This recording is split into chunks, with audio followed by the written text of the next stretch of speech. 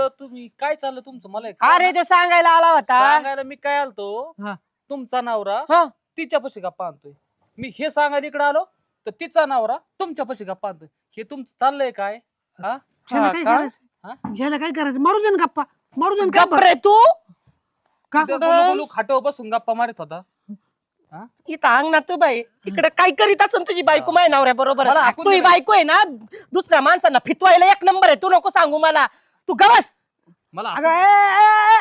फिंदरीला माणसं पुराणा दुसऱ्याचा नवरा आलाय तरी बघा तिथे जाळच करत्यात.